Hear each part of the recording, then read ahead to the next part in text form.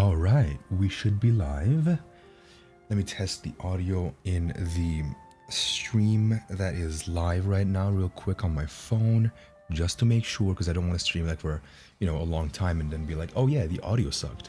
So give me a second.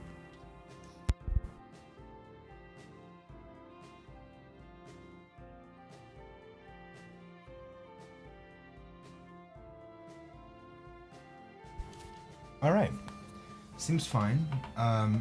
Maybe have the game. Maybe have the game. What's it called? Yeah, the game audio a little louder. Yeah, there we go. Should be good now. All right. I don't know if you can hear anything in the background every now and then. If you do, it is because I don't know if the filters cut it out or not sometimes, but if you do, it's just my 11-year-old cousin playing Fortnite, so don't mind it.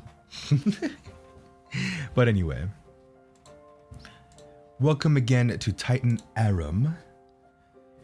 I really had fun with this game today, and I was like, what do I want to stream right now? And honestly, I was like, our life is too chill for me right now. So what do I want?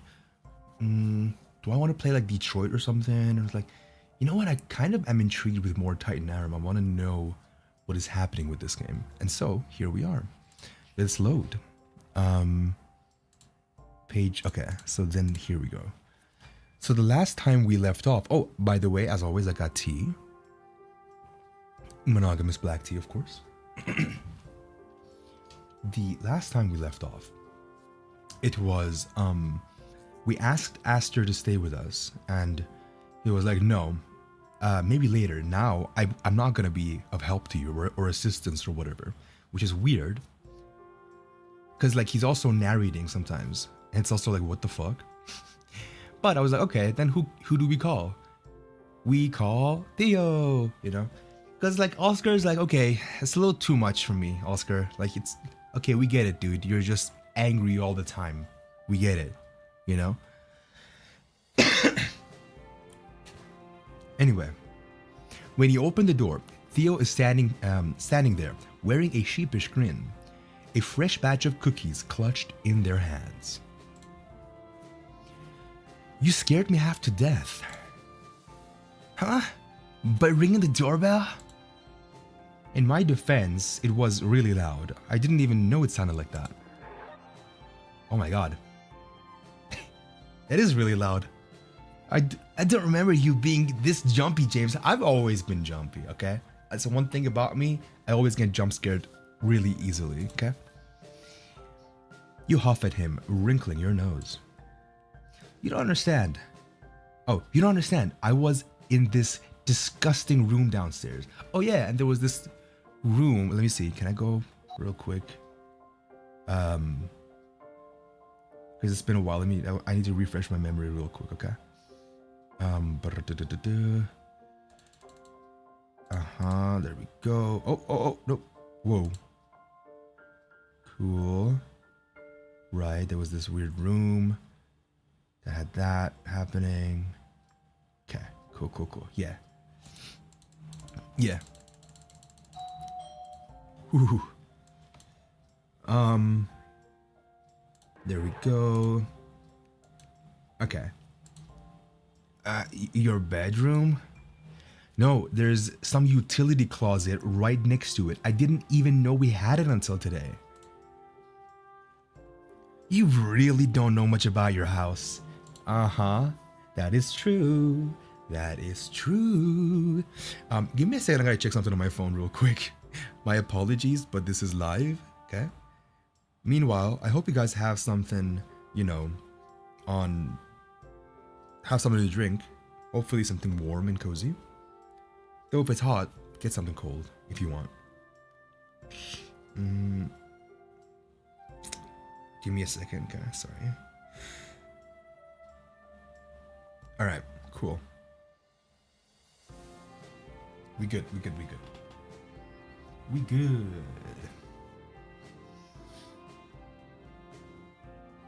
All right. Shut up, I just got here. Anyway, that's where I found this bad boy. Bad boy. You raise the plastic sheet in your hand and shake it, creating a melody of that warbling noise for good measure. And we're excited about the plastic because... Oh, and we're excited about the plastic because... I was going to use it to cover up the hole in my wall. Wait, a hole? It's such a long story. As you roll your eyes... I think I need glasses. Like, I gotta get my eye checked. Because... I think... Yeah. I brought my computer a little closer. Now, I can see things better. As you roll your eyes, you wave at him to follow you. Together, you walk downstairs to your room. Behold! You gesture dramatically to the hole, courtesy of... Wait, what? Courtesy or Bartholomew the fucking worst and Theo's jaw drops. Courtesy of Bartholomew the fucking worst. I think that should be of, right? Not or. And Theo's jaw drops, okay. I almost don't want to know what happened here. Let's just say there was an incident. Definitely don't want to know what happened. So you're gonna use that plastic to cover it up? I was going to, but I don't know what to use to hang it up. You got here before I could find anything. Just a second. Theo leaves you alone in your room for a second before shortly returning. Shorting out. When he arrives, there's a roll of duct tape in their hands. Here, we can use this. Oh, okay. He had gotten this so quickly. How did they know where to find it? They're awfully comfortable moving around here. Even you haven't gotten familiar with the new house yet. Yeah, interesting. Are they all in this together? Is this all just a game? Are we in a literal game? Let's see. It's suspicious and creepy. It's strange. He just searched through a couple drawers with everything. I'm gonna go with it's suspicious and creepy, but I'm just gonna save, okay? Just in case. Because I don't want to fuck myself. Okay. Oh, there we go. Theo grabs the plastic from your hands and makes their way to the hole. Because the thing is, it could be that this dude is like, you know, who seems super innocent, is actually like, oh yeah, something's up. But Aster, who seems like something's up, is like actually like the detective hero type or whatever the fuck. Theo grabs the plastic from your hands and makes their way to the hole. Let's go to the hole. Oh, can you do 2 layers, by the way? I don't want to see into the hole, and just one sheet seems a little sheer. Yeah, I can do that. Didn't know architecture creeps you out, though. Yeah, sure. You act tough now, but don't think I forgot about that time we were 10. Okay, I was just kidding. No need to relive that memory. You laugh and settle onto the couch while Theo gets to work. Oh, by the way, try those cookies I brought. Just made them. Well, it's about time you offered. You know, you never have to ask when it comes to me, James. Actually, I'm pretty proud of them. It's my own recipe. Those cookies are what got me my current job at the restaurant. Really? Oh. Well, don't mind if I do. You can't help but feel excited now. Theo's pastries are always good. For him to be proud of this particular recipe, but when you bite into one, a cloying, almost sour taste envelops your mouth. Your chewing slows, and you bite down the urge to gag. Theo, did you taste this batch yourself? Yeah, I did. Well, I more than tasted it. I helped myself to a couple on the way here. He shyly laughed, but you found it hard to reciprocate. Why did these cookies taste so weird? You put it down when they're not looking and make conversation to distract yourself from the lingering flavor unpleasantly coating your tongue. Eventually, Theo finishes covering up the wall and joins you on the couch, moving some of the books currently piled up on one of the cushions. As they do, they pick one up, examining its cover. The King in Yellow. What was that? The King in Yellow. This looks dark. I didn't know you read these kinds of books. Actually, that's one of my favorites. I picked it up in, where did I get this again? Huh? Well, where I got it isn't important. What is important is that it's been helping me brainstorm and plan for my book. Huh. I have some horror books myself. I can lend you some too if you want it. You know, I'll never turn down a new book to read. They smile, at the corners of their eyes wrinkling endearingly. What's your newest project about? I haven't formally outlined it yet, but I'm thinking something that's supernatural or otherworldly. It's definitely going to be sad. Maybe the supernatural forces caused some kind of tragedy? Oh wait, we picked horror though. Causes it or is drawn to it? The question crawls up in the depths of your thoughts, tugs at you. Which is it? Let's see. A familiar shade of gray and black interrupts your musing. Shade of gray and black. Aster? Huh? And you glance up to see none other than Bartholomew himself as he passes by your door. Damn it. He's surprisingly clean. How did he get all that slime off? Good luck on your project. Knowing you, it'll turn out amazing. Huh? Oh yeah, thanks. You glance at Theo, momentarily forgetting they were in the room with you. When you look back to where Bartholomew was, the cat has disappeared again. So, how's your family been? Oh, Dad finally retired, and I think everyone's been busy getting settled into the new house. But no one's here. They all went to Europe and having fun, and I'm stuck in this creepy ass house. With 3 hot men. Yeah, definitely. I'm definitely having a bad time. There's also that trip they're on right now. You recap everything that Theo must have missed since the last time you saw each other. But as you do, it feels strangely detached. The emotions you would have expected to experience, excitement, relief, nervousness, and nowhere to be found. It's strange. You've missed your family so much recently. Oh, there's the glitchy text again that I love so well. That was why you had been excited to move back home. Why does this happen? Like, what is this exactly? After all, it's been so long since you experienced your day-to-day with them. As you trail off, Theo responds with a gentle excitement. That's good. I know how much your family means to you. And this new house, we're so close to each other now. Maybe we can see each other more. I miss you. Theo's sitting closer to you now. Your hands could brush against one another with just a twitch of a finger.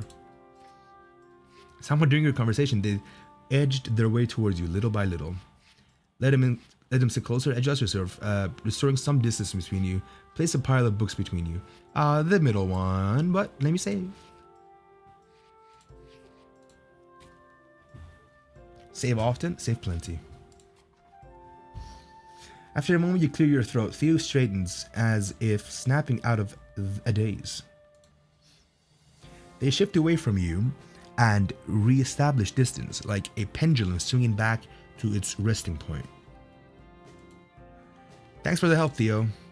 I know it's late now, and you came here after work. If you want to stay over, you can sleep on the couch. It is late. If it's not too much of a bother, I'd appreciate it. It'll be like our sleepovers when we were younger. Except now we're adults and our bodies don't let us stay up late anymore. And we have to wake up early for all of our adult responsibilities. Speaking of, I'll probably be gone before you wake up tomorrow. Morning shift at the restaurant and all. That's fine. In that case, we should probably head to bed. Already? Don't pout. You said it yourself, didn't you? Now that I'm here, we can hang out all we want. I'm holding you to that promise. Yeah, no, so needy. He chuckles as you stand from the couch. Oh, what is this? Oh, it's just dark. Okay. Within a couple of minutes, the lights are off, and you're in your own bed. Don't jump scare me, game. It's dark. You can't see anything. I can see some. Is that no? It's just the room. Okay. As you look back and forth, your eyes settle on something in front of you. You strain your eyes through the darkness to make it out. I'm doing it. I can't see anything. Moonlight gleams off a smooth surface. It looks like the plastic Theo taped over your bedroom wall. You lean closer, trying to discern the image before you. You're searching for something, but you're not sure what. As if pulled by some invisible force. I love this music. Ooh, baby. You can't stop staring at the plastic sheet before you. At whatever lies past it. I'm getting like Deltarune vibes. Let's enter the dark world. Goosebumps creep up your neck. I literally got goosebumps right now. Haha, that's cool. Ooh, goosebumps galore. You almost expect something to crawl out from the hole in front of you. You hate the shadows, but you pray they continue to hide away whatever lies waiting in the black abyss. It's like an eternity passes. Your body refuses to move. Your eyes burn from watching the darkness. Eventually, the invisible force releases you, and you close your eyes. I'm the invisible man. I'm the invisible man. When you wake, you're wrapped in plastic. You try to inhale, and the plastic sheet bends inwards. Exhale, and it expands away. Interesting.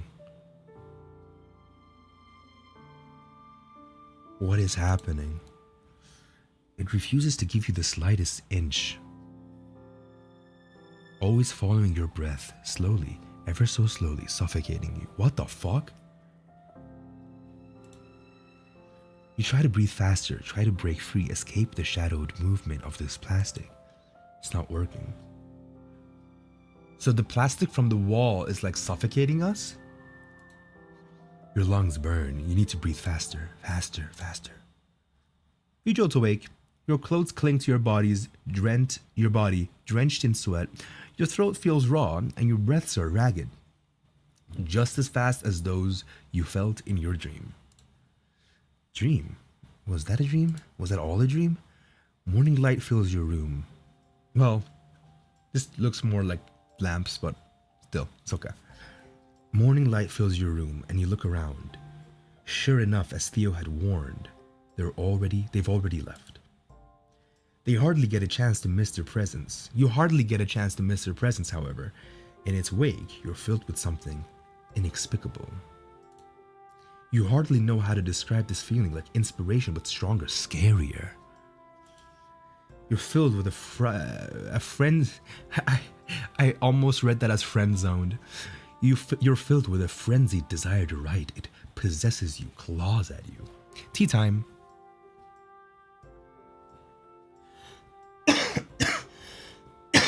All right.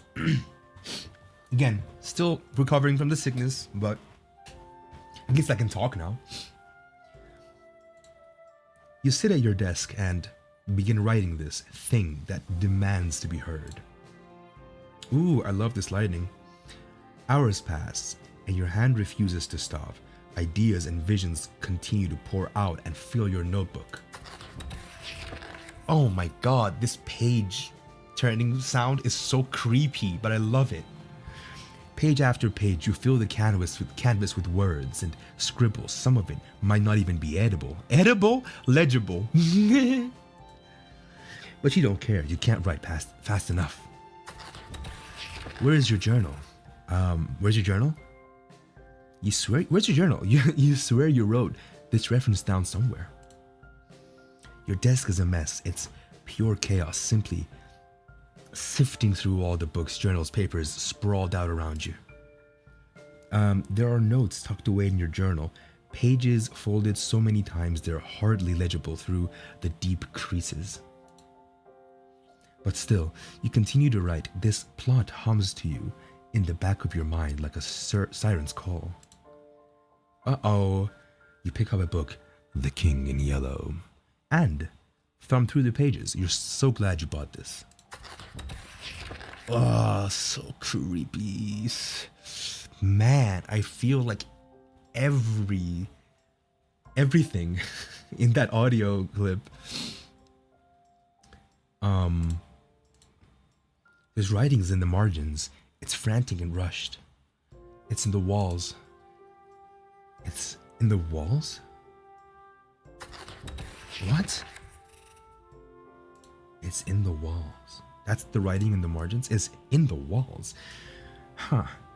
What the fuck? Your thought process is getting harder and harder to follow. What did you mean by this? Something is in the walls, man. My cat was, and now there's something else. There's this monster who's drawn or whatever to tragedy. Or causes tragedy. You flip through the pages, trying to follow your own train of thought. Fuck, dude! Fuck! Oh my god! Ooh. Holy shit! I am so scared right now. I'm literally looking around my room. Holy fuck! It knows I'm here.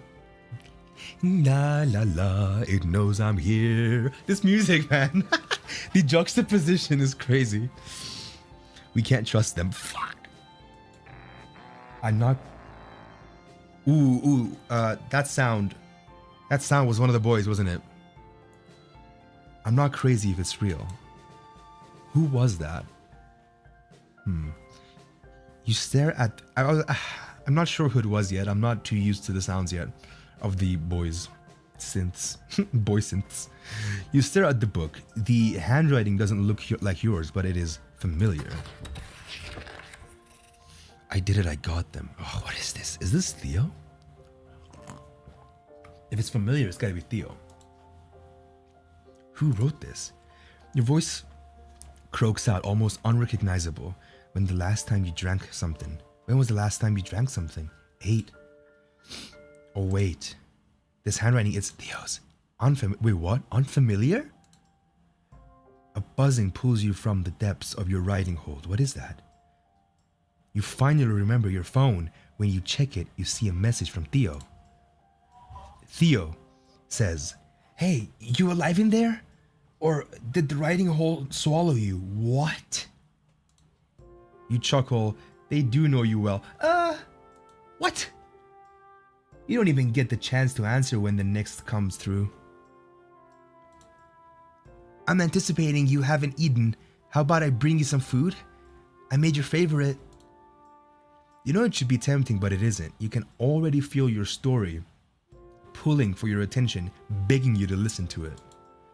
Lol, yeah, I guess so. I'm good though, thanks.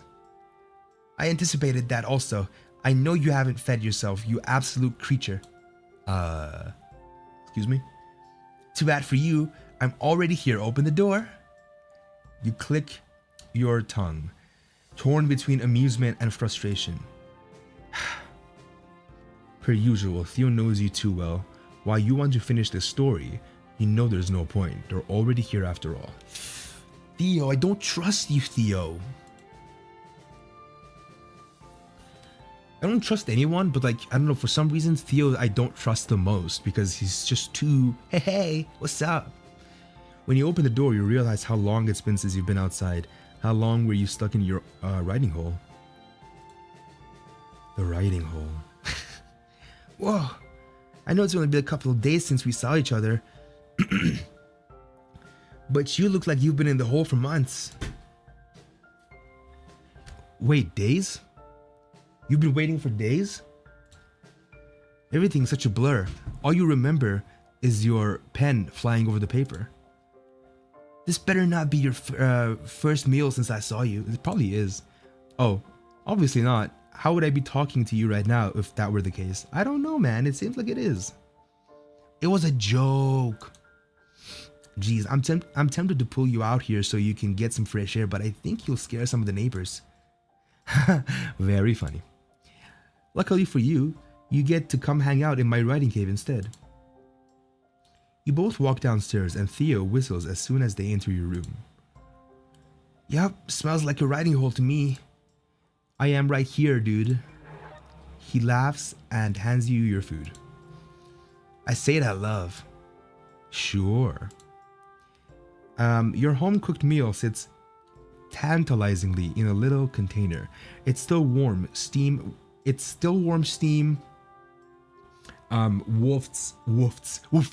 wafts up towards you. Ready to dig in, you sit on the couch and take a bite. It's sour. You furrow your brow. Again?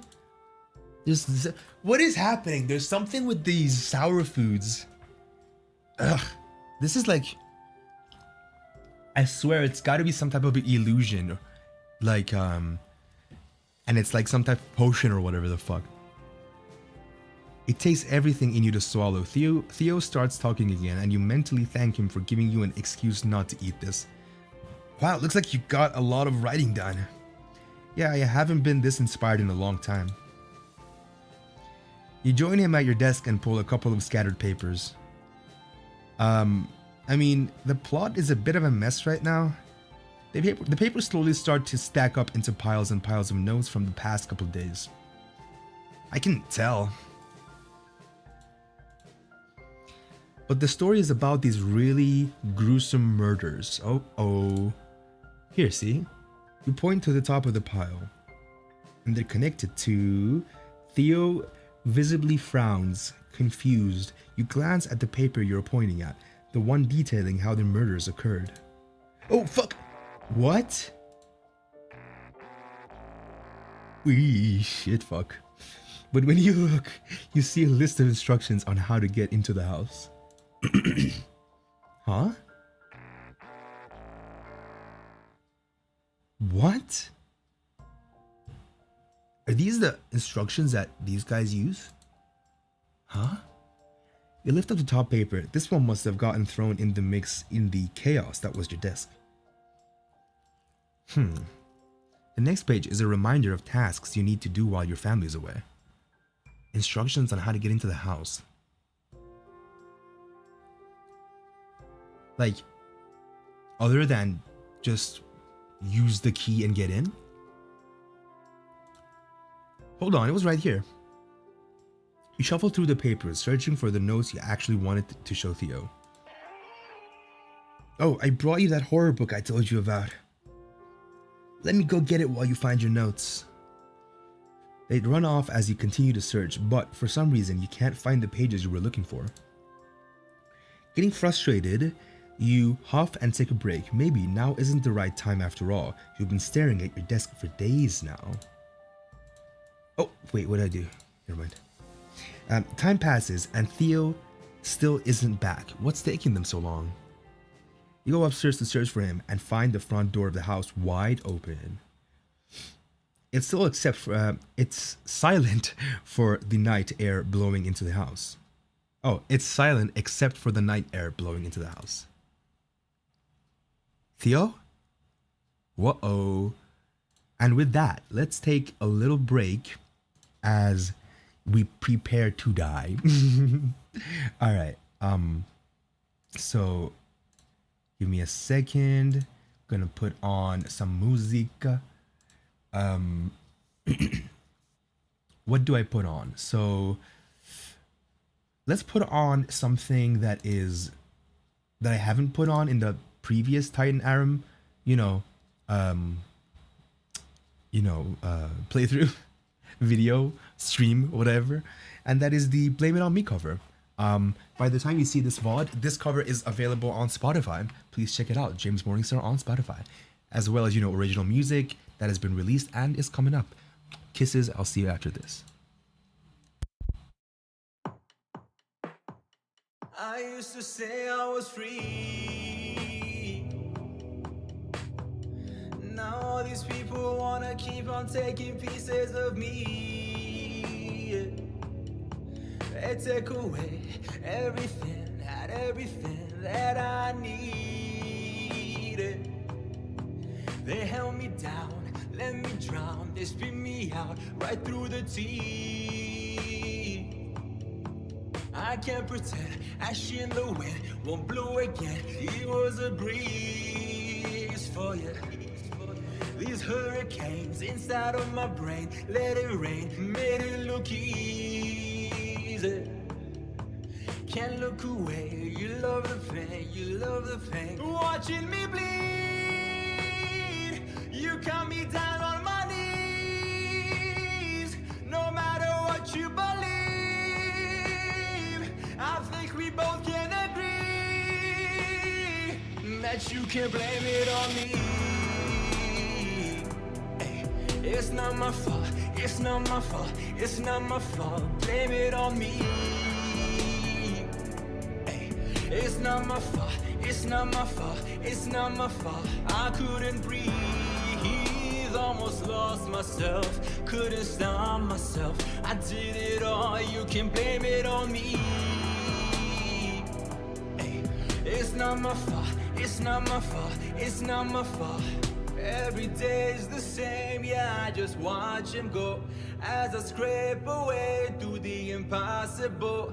Yeah, I played the game, but it was all for show. Trying to find my way, I nearly lost it though. Now I see dead people, most have no faith. Where did the time go? I watch with no face. They hit the ceiling, but my roof lacks space. I took my chances, watching me bleed.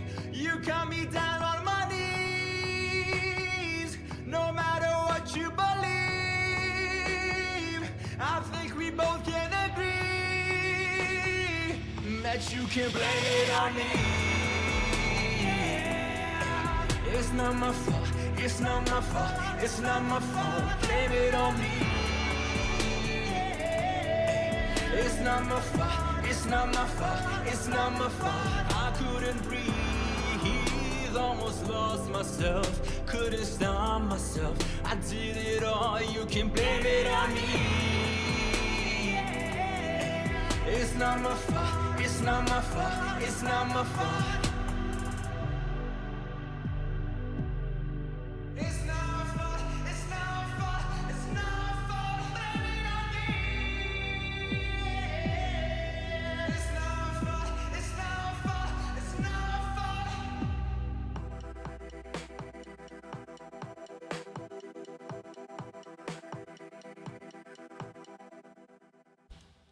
All right. Welcome back, everybody. Now let's prepare to die. Well, we have prepared. Let's just die. Theo, your voice breaks through the silence, but you get no response. You peek. Let me actually. I want to be like this. Okay. You peek your head outside, but you see nothing. Your skin crawls. You feel like you're being watched. Heart thudding in your chest. Ooh. You slam the door. There's no sign of him out there. You walk through the house. They must be somewhere inside. Theo? What? What the fuck? No fucking way! Holy shit, dude! Oh my god, that scared the shit out of me. What the fuck? Oh. This game rocks. Something is standing behind you, a shadowed haze, whatever it is. Is this Aster? Because, like, it's gold eyes, right? Yellow teeth. I don't know if he had yellow teeth, but gold eyes, and the hair could kind of be Aster if his hair got all zero gravity.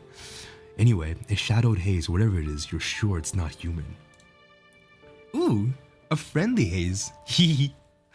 You scream and it rushes towards you, its movement too inhumanly stilted to call running. Panicked and trapped, you grab the nearest object, a heavy picture frame, and slam its edge onto the creature's head. Glass shatters everywhere, cutting your hand, splattered blood across your face. Adrenaline renders you unable to register anything beyond the cold, sticky feeling of your own blood. You reach back to strike again, another scream of terror ripping from your throat. What the fuck? Oh, Theo is on the ground. Their glass is cracked. Oh shit. Splayed across the rug.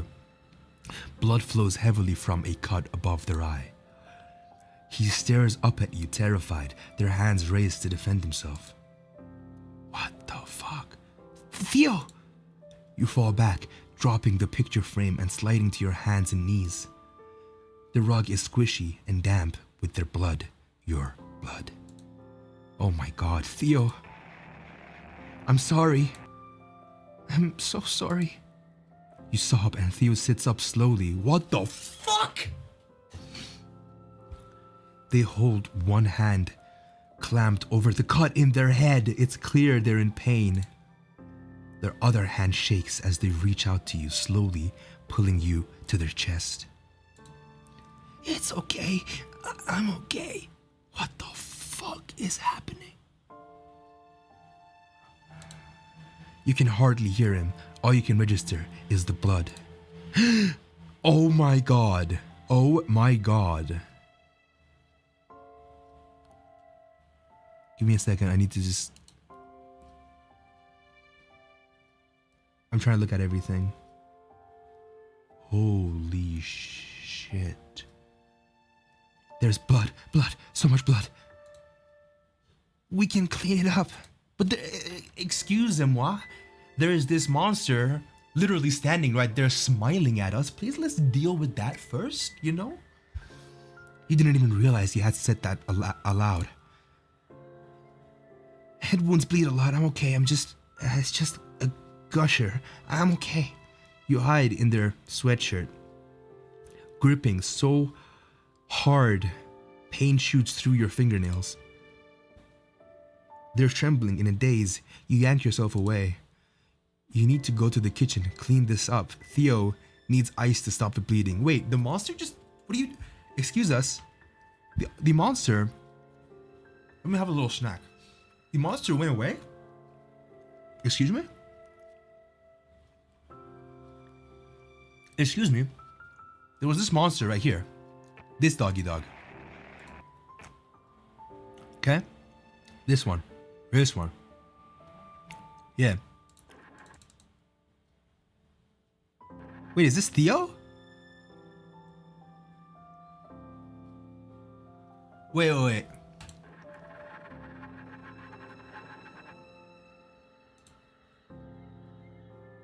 Oh, shit.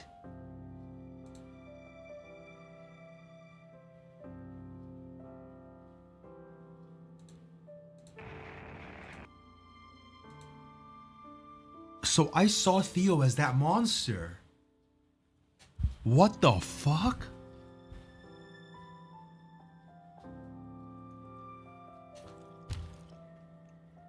I thought there was two separate people there, but I just saw Theo as that monster. It was us who hit Theo. Holy shit. I'm having dried grapes.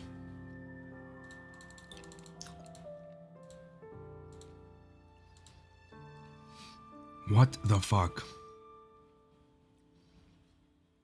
Theo needs ice to stop the bleeding. Your socked feet leave the bloody footprints across the linoleum, and you're clumsy from your tears. When you return, Theo's standing, leaning against the doorframe. They're hiding the picture frame you hit him with. What the fuck? Are we losing our mind? Is this house gonna give us delusions? Or like, was there an actual monster there?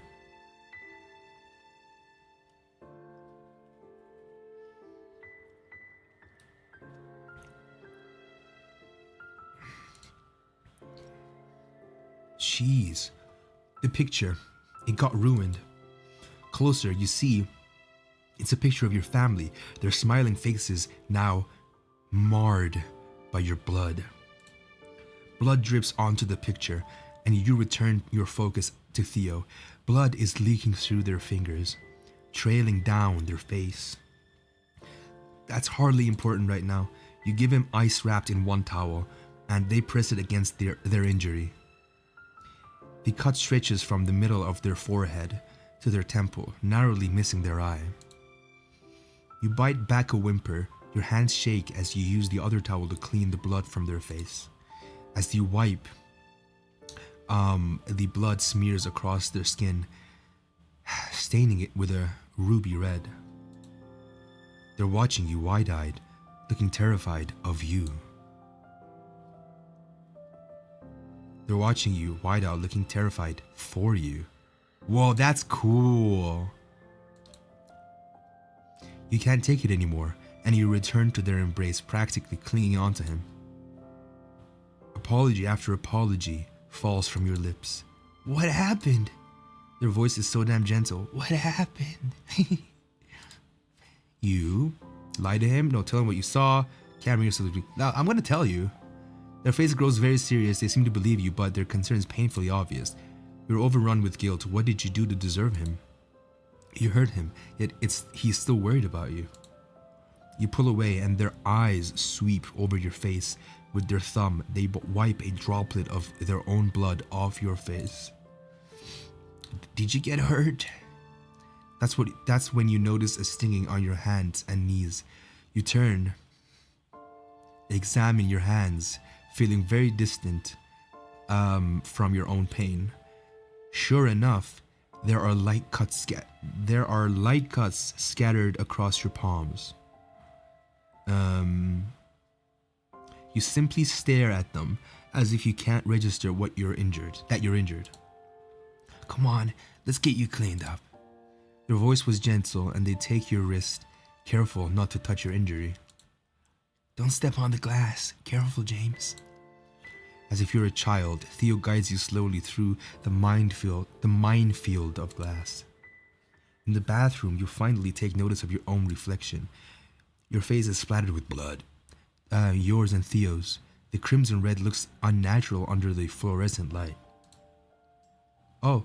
Dun dun dun. The lovely music is back. Here.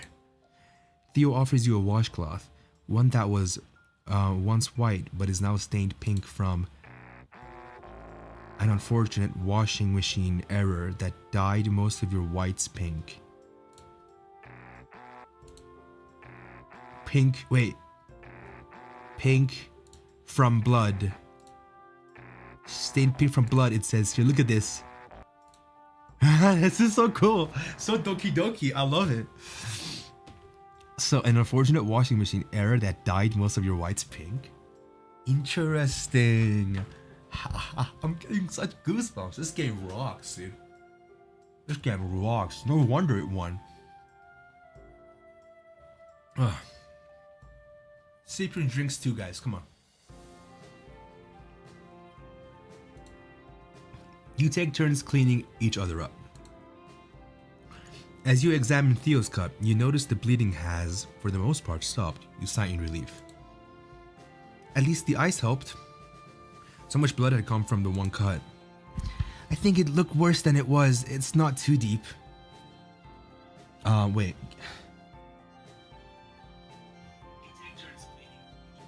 Yeah, okay. I was just trying to see something. Anyway. Just a gusher, remember? Theo smiles weakly at you, but you can't return it. They clean you with all the care in the world as they attentively tend to you. First, the blood on your face, then your hands. You didn't get any glass stuck anywhere, did you? Their voice is so quiet, you're not sure if they're talking to you or to himself. Oof. So intrigued by this game. He brings your leg up, meticulously examining your knee for glass shards. You're cut up, but it doesn't look like there's any glass, at least. You hear him. What? Yeah, that's what it says. You hear him, but it's like you're in a haze, okay. All you can do is watch as they peel your blood-soaked socks off, then your splattered shorts. Maybe under different circumstances you would feel embarrassed, but right now, let's wash off now. Theo leads you to the edge of the tub and gently sits you down. They run the water. There's a high-pitched scream from the pipes as hot water starts to flow through them. Steam floats up from the tub. Theo's hand rubs up and down your leg as they clean the rest of your body.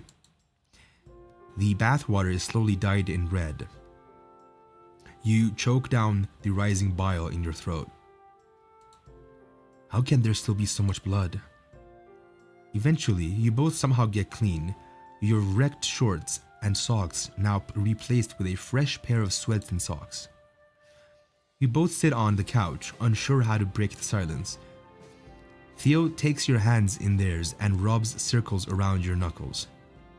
Their hand is warm against yours. The feeling grounds you, and your gaze falls to their hands. Light scars are painted across them, reminders of all the baking and cooking hazards he's experienced. Sky blue nail polish colors their nails, now chipped away and stained with the slightest hint of red. Guilt pulls at your chest at the horrific reminder of what happened tonight. James, are you okay? If something's going on, you can tell me.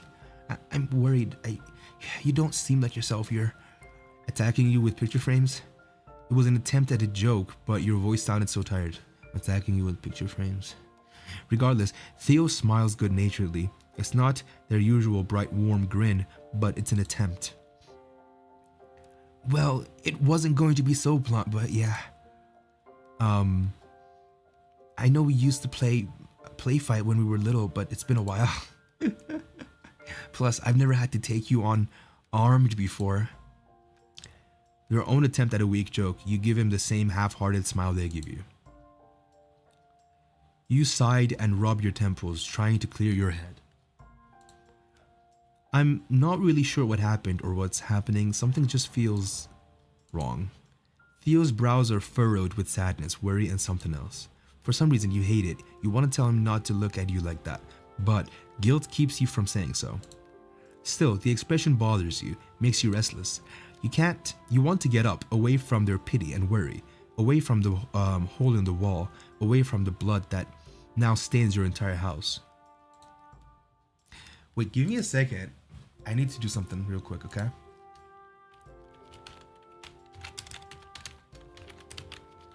Give me a second, guys.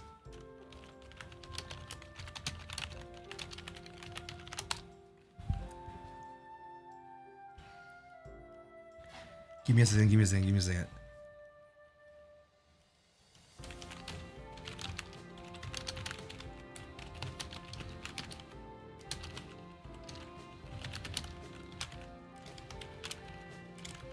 Sorry, one second.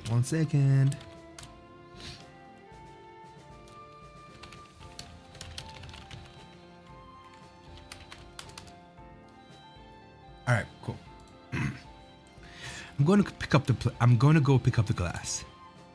We've had a long night. Just leave it for now. I don't want to. Besides, what if the cat cuts itself? Enough innocents have bled for me today. What cat? What? Don't do that, Theo. Theo? What? What kind of question is that? Aren't they supposed to be your childhood friend? Theo? Don't do this to me, Theo. The cat, Camilla's cat. I'm watching him while she's gone? Hello? Come on.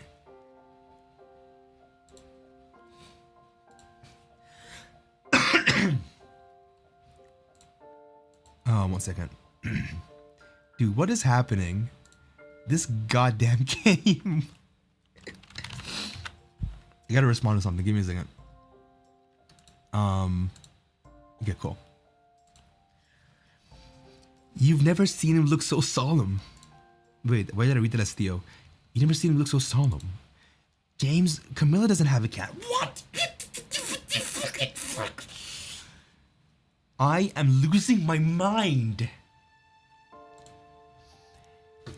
Her cat was hit by a car years ago, remember? It's been gone for years. It was the ghost of the cat. The ghost of the cat is haunting this fucking place, dude. No, that's impossible. The cat was in the wall. That's why there's a gaping hole in my room. And Aster's in touch with the cat ghost. Oh, baby. I'm excited. Okay, give me a second. I need to go to the Titan No. Just give me a second. Give me a second. I need to say this right now.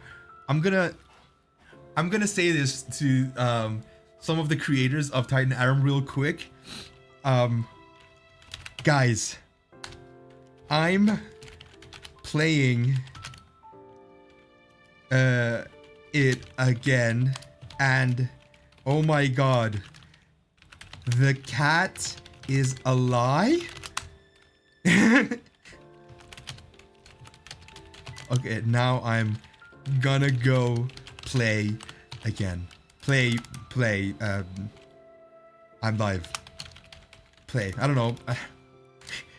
Okay. Fuck. I'm so... Okay. Whew. I'm so excited. I had to get him out. I saw him. Other people saw him. He is... I haven't seen him. There's no cat, James. The gentleness that always followed their voice is gone now. Your blood drains from your face. That couldn't be right. Bartholomew is not real. Bartholomew is a lie. No, the cat is a lie. A low, heartless voice chuckles in the distance. You whirl around towards the source, heart pounding against your ribcage. Bartholomew? There's a ringing in your ears. You wait, and you feel like you'll suffocate in your panic. But that damn cat doesn't come. It never comes. Your stomach twists in knots. What the fuck? James, why don't we go outside tomorrow? You've been holed up. Oh my god. Hold up? That is... Is that a pun? You've been holed up in here for days, writing that scary horror book. The chuckle rises from the shadows again. The hair on the back of your neck stands up. Why isn't Theo creeped out by that? Oh my god. Oh my god. Plus this house. This time you both startle as the plastic on the wall rattles. You turn to see the plastic sheet wrapping, ballooning out from the hole in the wall. The smell of rot fills the room. Fuck. It's overpowering and you both gag. This house. Theo grabs your hand before you can say anything. They're dragging you up the stairs and towards the front door. They lunge for it. Oh fuck! Do you really think this is the best choice? Trusting him. Wait, actually, let me go with little okay. Let me be super duper monstrous here. Do you really think this is the best choice? Trusting him.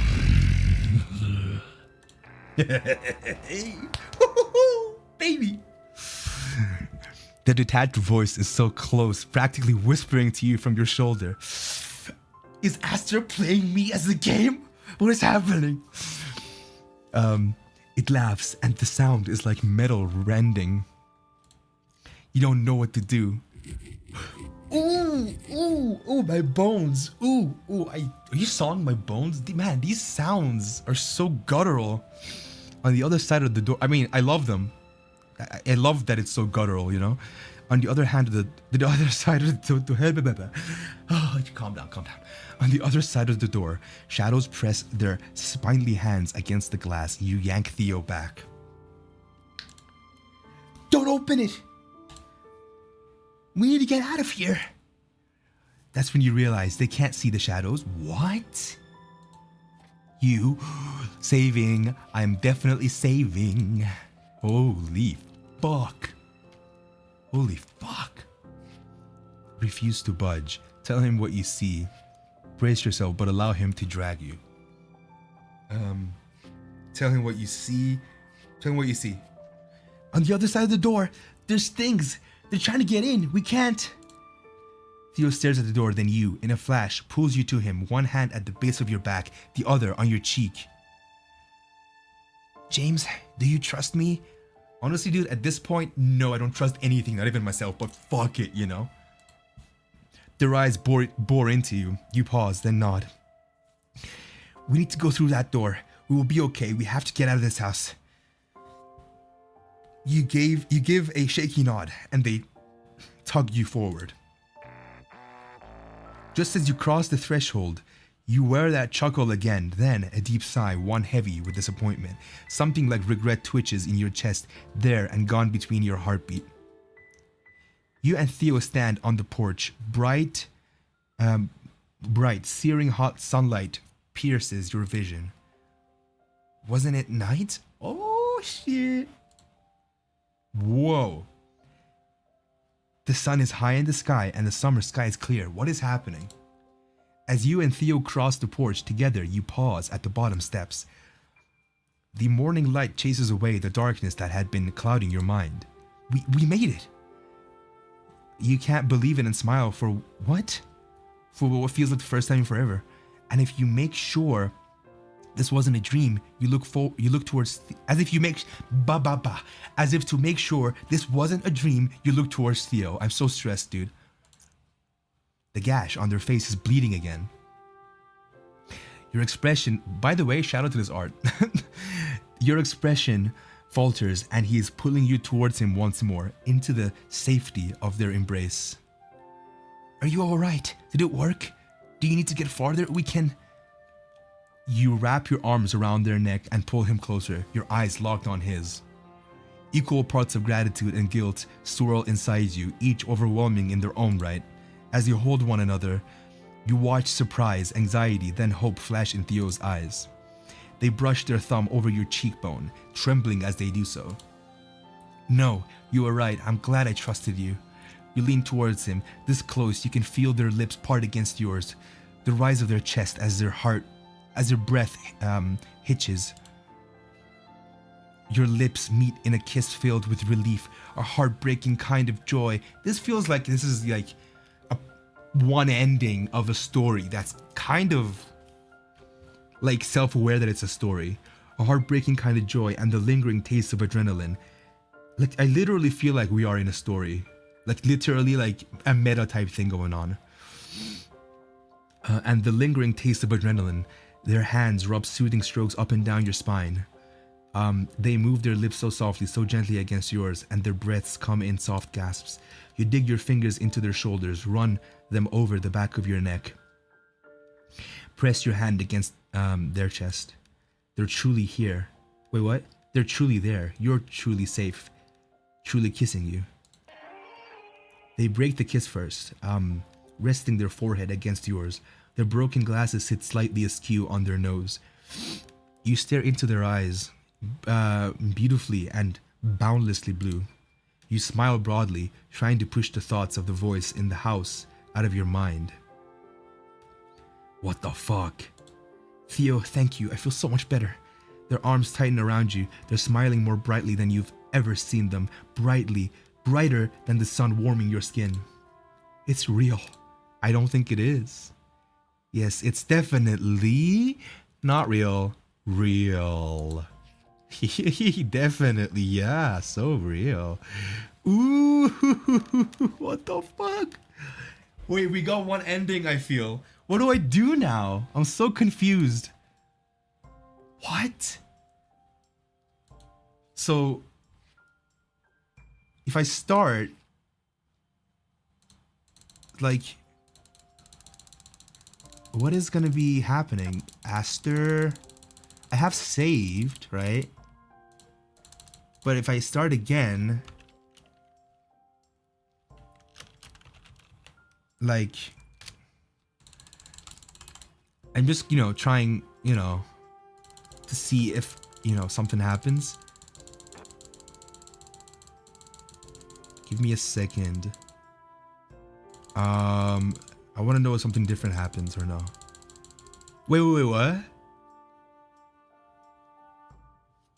Okay, no, I've seen this. This is stuff that I've been through in the last episode. Can I, like, speed way past? You can't shake the feeling you didn't sleep at all. I don't know, whatever.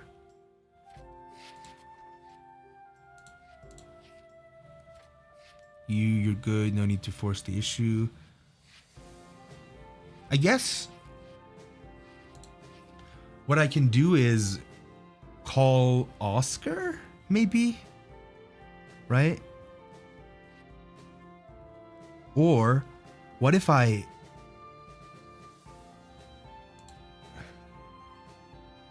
Wait. What if I load... Give me a second, what is this? Someone during your conversation, they edge their way towards you little by little. Adjust yourself. What if I kiss him right now? Would anything else happen? After a moment, you clear your throat. Theo straightens as if snapping out of a daze. They shift away from you and reestablish distance, like a pendulum swinging back. Yeah. And you came here after work. This is late now. So the same thing happened. Okay.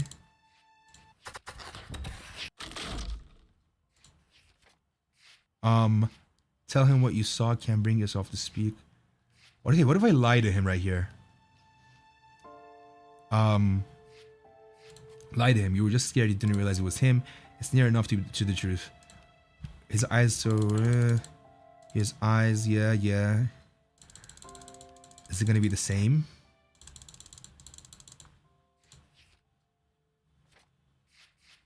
Tell him what you see. Refuse to budge. Brace yourself, but allow him to drag you. Refuse to budge.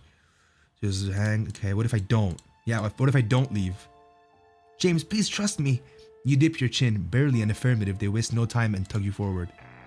Just as you cross the threshold, you hear that chuckle again, then a deep sigh and one heavy disappointment. What the fuck? Okay, so then let's call Oscar then, huh?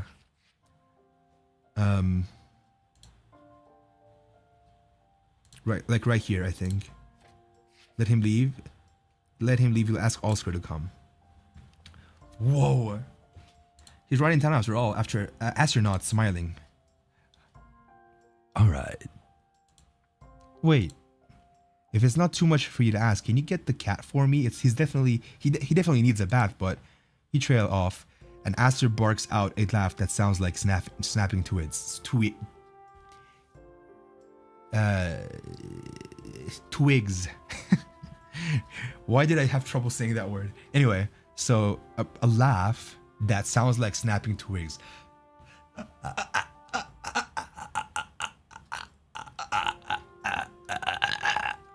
I don't know, something like that, I guess. Certainly. Wait here. You do as he says.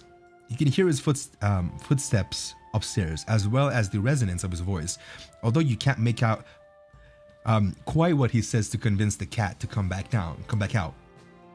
You can hear his footsteps upstairs along with but you can't quite make out what he says to convince the cat to come back out. Didn't I? Wait, what?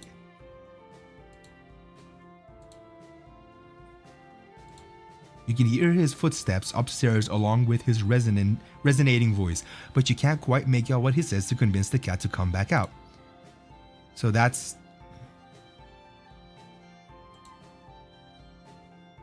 Oh, as well as along with... Okay, this was like a... Okay, I get it. This was a... I get it, okay. Because now I'm just doubting everything in this game. Like, because everything is like so... Whoa, what does this mean? Soon he returns, Bartholomew cradled against his shoulder. Here you are. Oh my god, this game. Thank you so much. You accept the cat, although you can immediately feel him tense. He sinks his claws into your shoulder, stopping just short of breaking the skin. Now that our little crisis has been diverted, I'll take my leave. His smile is sharp, edged, but not unkind. How on earth will you manage without me? You chuckle, your voice more nervous than you'd like. I don't know, honestly, but I guess we'll find out. Indeed. I'll lock the door on my way out. Good luck with him. You nod and smile. Yeah, thanks. Aster gazes at you, and something in his expression makes you think you misunderstood him, but he's headed back up the stairs before you can reconsider his comment. Aster's gaze returns to you. Something in his expression makes you think you misunderstood him, but he heads back upstairs before you can finish your thought. Take care not to drown. Drown? You sigh, looking down at the increasingly ornery cat. It's just you and me now, Barty. Take it easy on me, would you? Barty does not, in fact, take it easy on you. The muck was far less than you'd anticipated. It looked far worse at a distance and was cleaned well enough with a wet washcloth. Bartholomew, however, did not appreciate this at all. Cleaning him up felt like a full-on wrestling match, during which he managed to land a bite on your cheek. You decide he's clean enough. You're absolutely exhausted, leaving the wreckage of your bathroom to be the problem of the future. More energized version of yourself. You change out of your drenched clothes. How you ended up so damp without even giving him a proper bath is a mystery. Yeah. You're about to throw yourself onto the bed when you see the absolute mess of your wall. The groan that escapes you is guttural and entirely involuntary. You do not have the energy for this right now. You're standing before the mess, your body unable to comply with any commands to move or clean, when your phone buzzes loudly. It's a text. Oscar says, "Call me." Reply, "Columbus Project and Jackass." Or maybe that's me. I don't know. You snorted and muted before typing back. Oh my god. Okay, I need a break. We need a break, guys. All right. That was insane. Holy shit. Okay, break time. What do we put? Let's put the golden hour cover that I did with my friend Sully. So it is the duet that Sully and I did together. And hope you guys enjoy. Obviously, James Morningstar on Spotify. Kisses. This game is awesome. Let's go.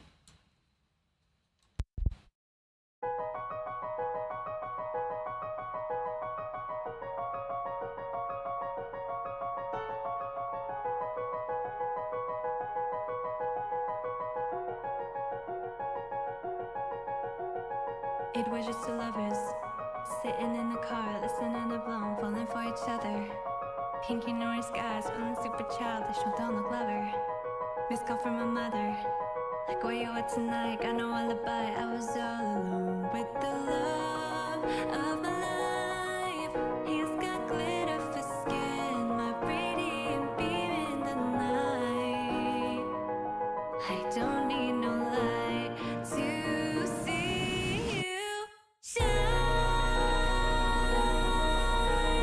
It's your golden hour. You slow down time in your golden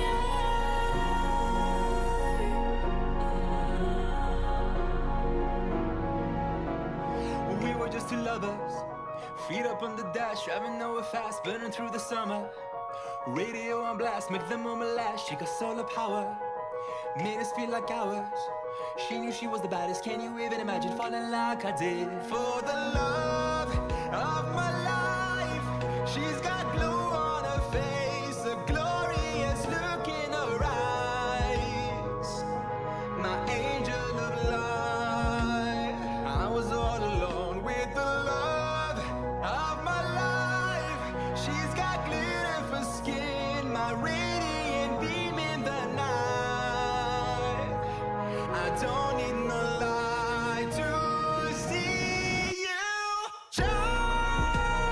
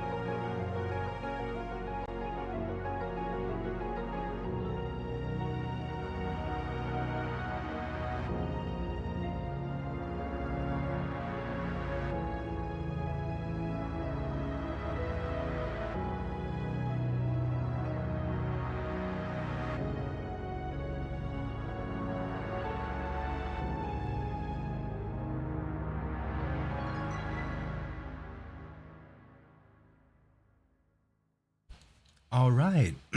Welcome back, everyone. Refilled my tea like you expected me to. And now, let's see what the hell is happening in this game. Can't right now, dealing with emergency, wall broken. His response is near immediate. What the fuck? The typing symbol appears for a bit, then disappears.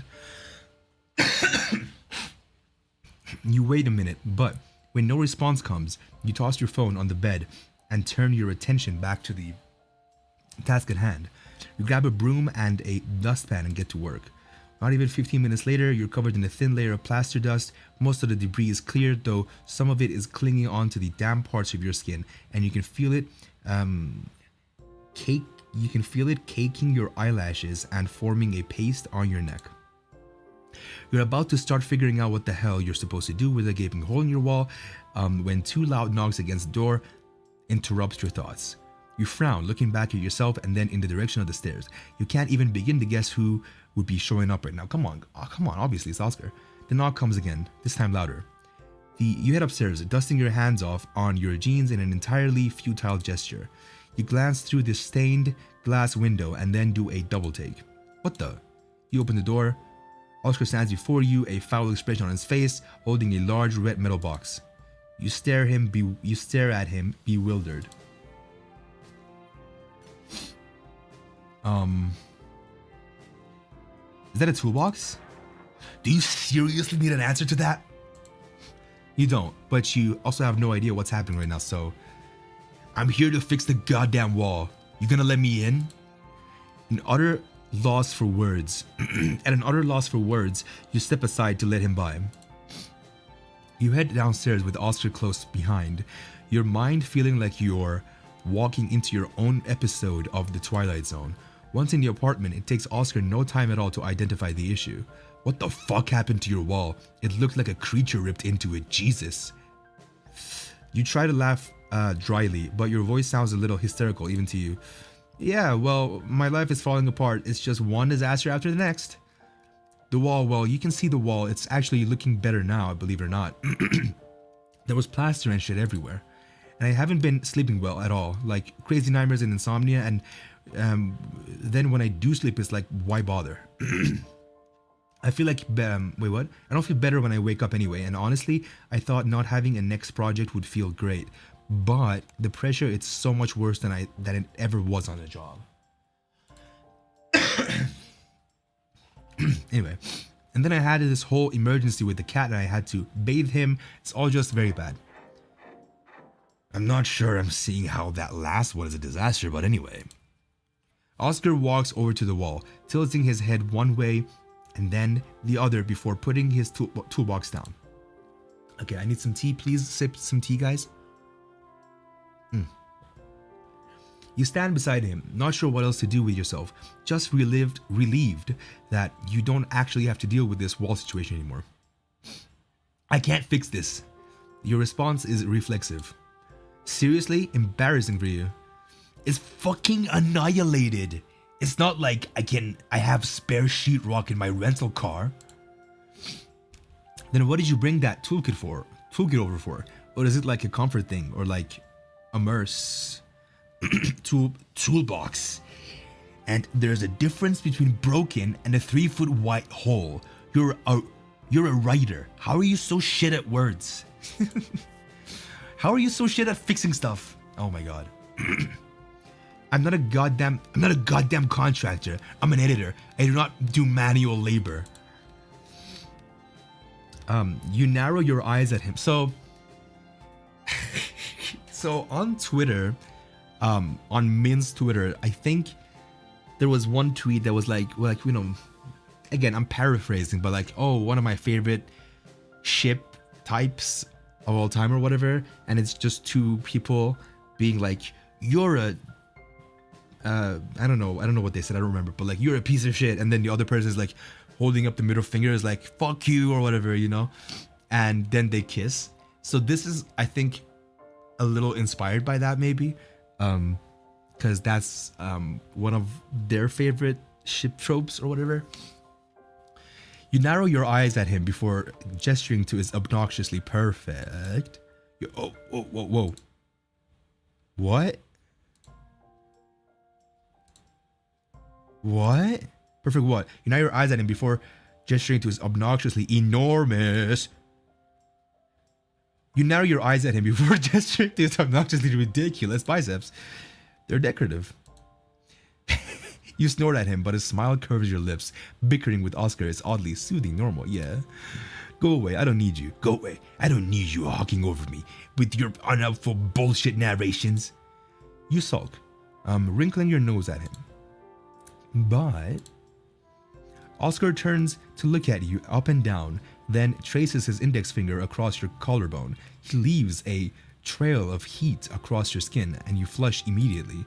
You have no idea what your face is saying because you have no control over it at the moment. He holds up his finger to you, arcing an eyebrow. You're literally filthy. Go clean up. I'll be done by the time you're out. Your brain is too busy short-circuiting at his touch to retort. So you retreat into the bathroom. You manage to wipe off most of the dust and change into some clean sweats and a t-shirt. Once you're done, you go back out to rejoin Oscar. Your eyes immediately go to where the hole was. It's been covered, but it appears Oscar took the top sheet off of your bed and stapled it over the hole, then shoved your bed back up against it.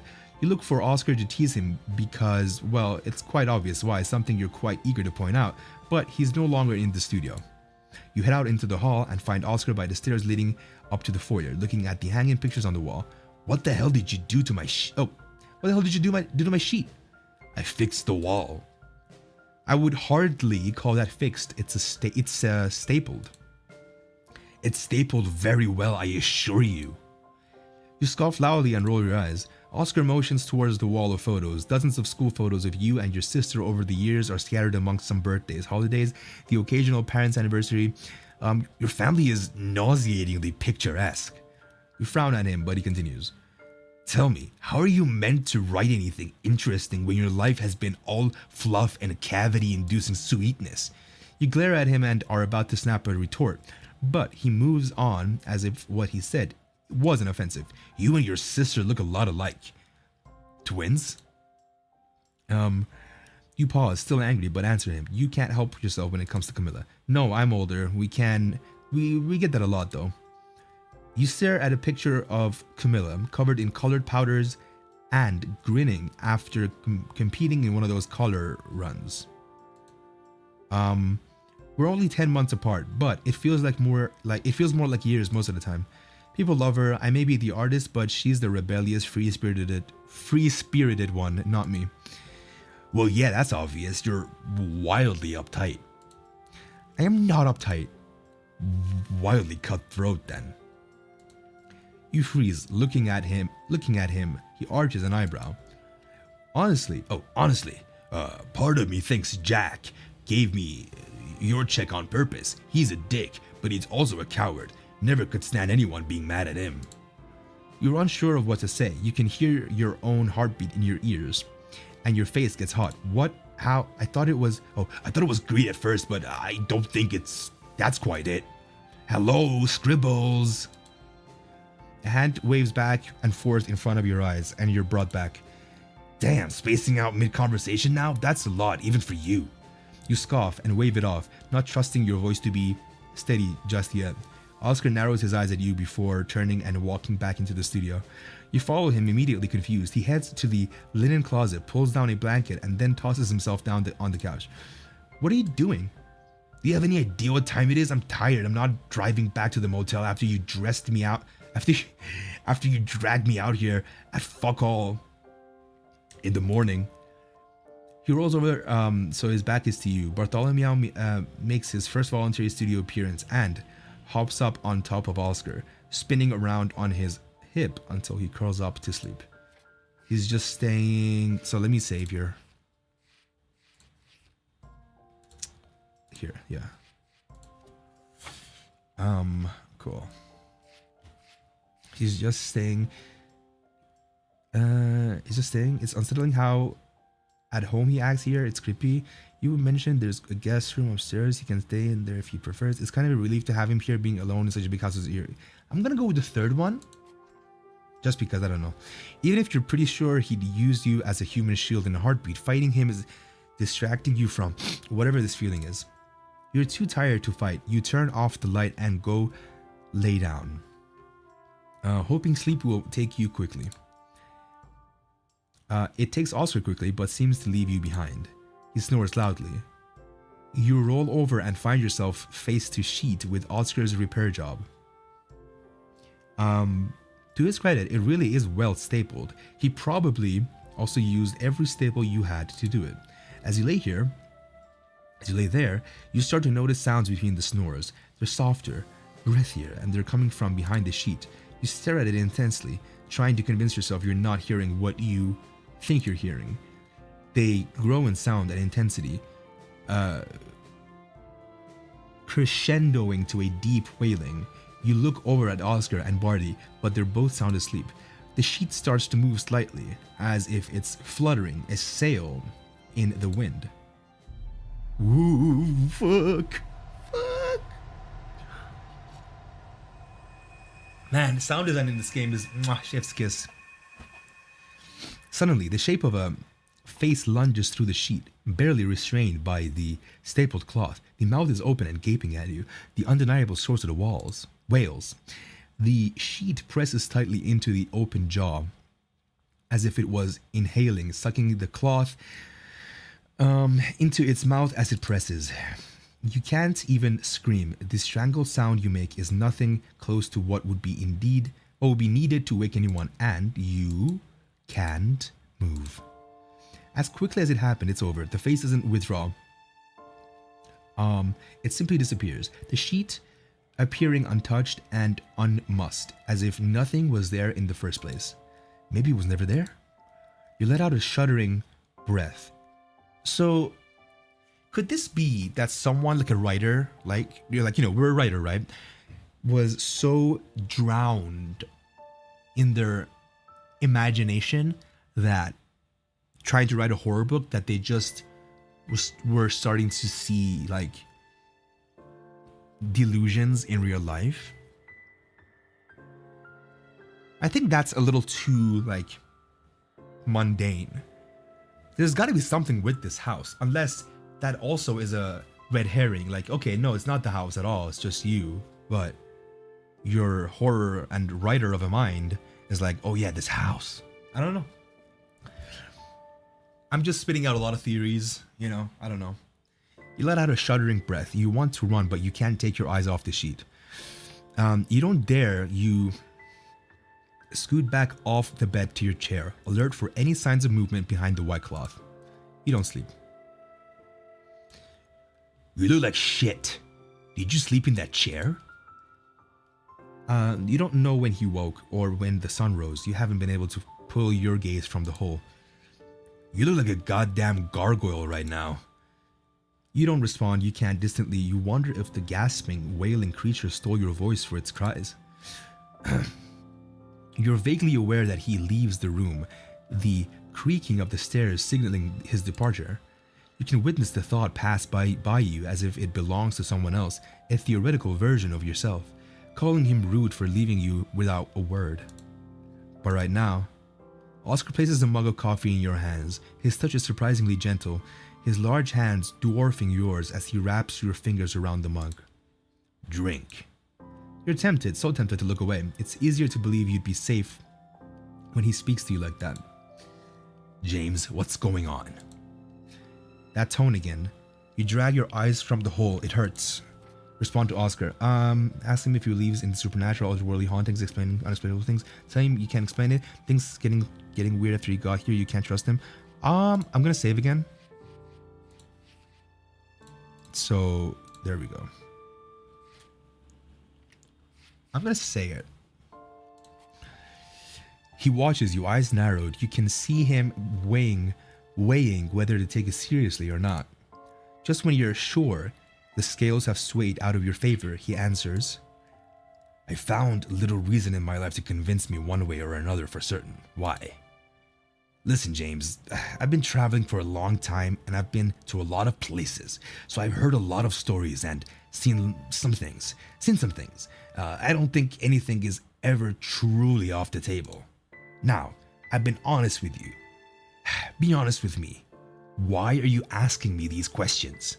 And these things, yeah, whatever. It's a long story. It started when you fill Oscar in on all your odd experiences since arriving at the house.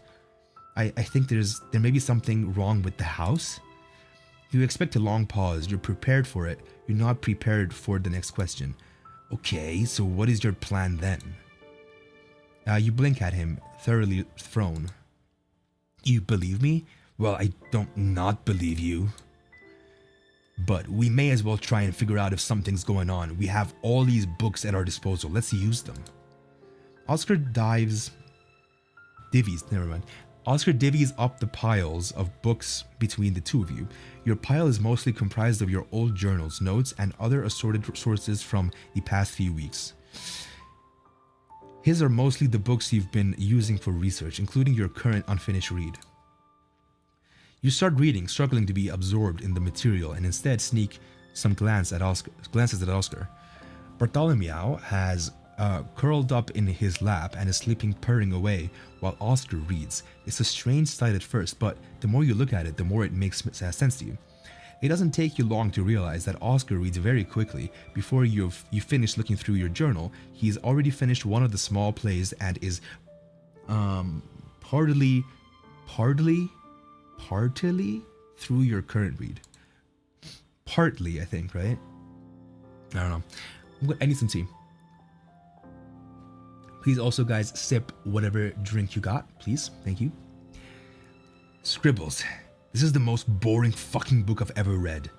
The 400-page explanation on local land tax laws I read yesterday's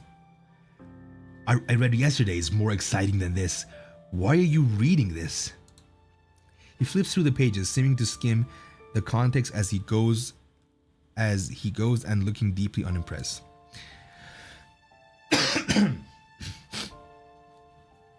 I can't really justify it. That's been my experience so far too. I just try not to abandon books part way. But it's very boring. Oscar tosses the book unceremoniously onto the community pile of books between you. A piece of paper falls out from between the pages of the book, folded into a small square. You both stare at the paper for a moment. Shocked, Oscar recovers first and picks up the paper, unfolding the many creases with impatient hands. It's your handwriting and the pages look like they belong to your journal, but you have no memory associated with these entries at all. The page details strange noises coming from behind the wall of your room and struggling to sleep, perhaps. Most confusing, however, is that the date on the page. This entry is from 2 weeks ago. I dislike this room. I feel bad because Dad was so excited to show it to me. But something about it makes me feel like I'm in an aquarium or something. Huh. Uh-oh, Truman Show. On display. Ooh. See, I'm telling you. Yeah, Astor, we're being played by Astor. We are the Truman Show, but it's a game. Come on. Come on. Ooh. I dislike this room. I feel bad. But I can't bring myself to like it. It's not my room. It's a guest room. Oh my god. It's like, those are my true thoughts, but then the editor of the game is like, no, you can't grow sentient and like know that you're in a game. So this is what you think, actually. No, this is not what I think. You turn to another page and find an entry from more than a week ago. It's a bit more recent, but still disorienting to say the least. I know this sounds crazy, I do, but I think there's someone trapped in the walls or something. It seems too wild to possibly be true, but what else would I be hearing the sounds of scratching? Why else would I be hearing the sounds of scratching when I lay down at night? Coming from inside the wall.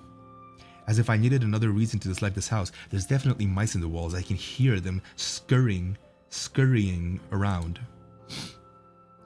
Oscar leans over the coffee table and grabs one of small piles of paper he's assembled of varying sizes and widths and passes it to me. Do you think that has anything to do with this? You stare at the pile, but not at a single spark of recognition lights. Where did you get these? Entirely unfazed by your question, he shrugs. Your bed. They were all a messy pile. They were all a messy pile under the pillow, some under the bed. Have you seen them before? You stare at them, frowning, the unnerving feeling of not being able to place the papers more bothersome. Oh my god, what's happening? You stare at them, frowning. The unnerving feeling of not being able to place the papers more bothersome than you would have anticipated. Did you read them? I didn't go through them, but I couldn't help reading this one. It was just right on top, so... He trails off, gesturing the pages towards you and offering. You accept them and begin to leaf through them, trying to remember anything about them. There's writing on top of the page. On the top page, but it's not yours, it's Camilla's.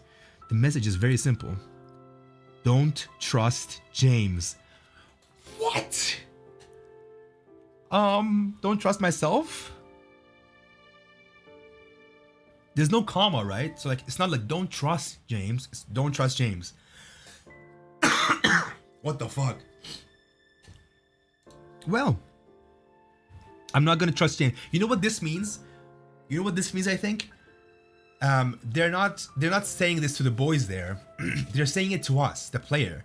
Don't trust our character in the game. Because you know how, you know, the glitch is like, you know, oh yeah, it's like I'm in an aquarium. Oh, never mind. It's because it wasn't like my room or whatever the fuck it said, right? That Camilla in the game is saying don't trust that version of James. The one that's super default in the Matrix, quote unquote. The rest of the page is covered with handwriting that is yours, but that you can't place in time or space.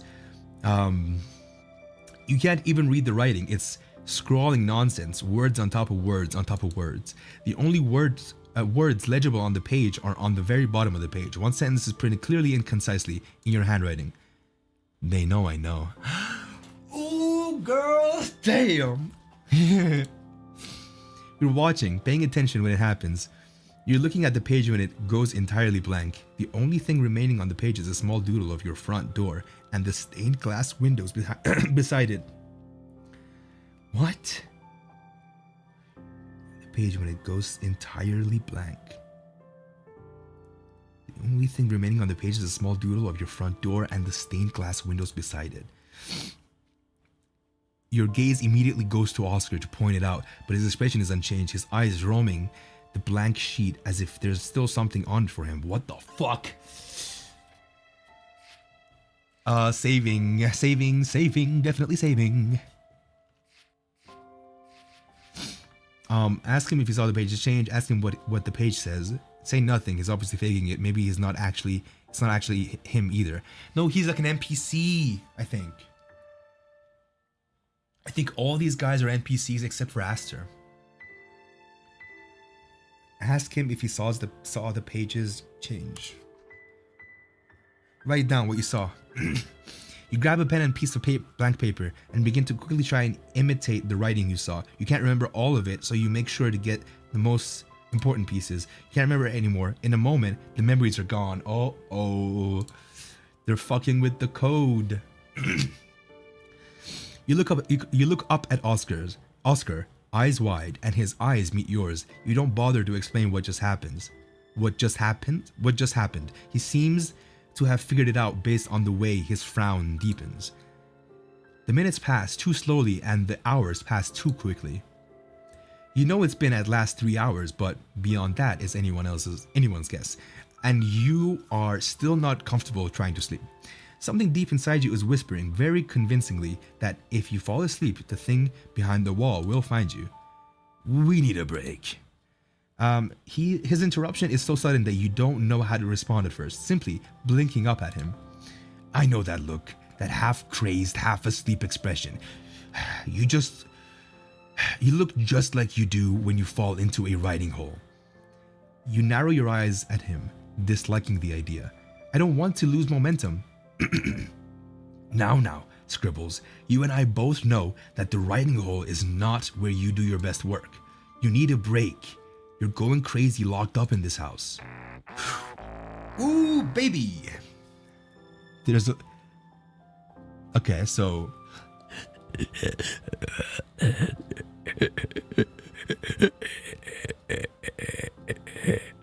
I guess. Quite. Oscar, I'm serious. I don't want to stop right now. Well, I'm more serious. And what's more, I'm hungry. So you must be too.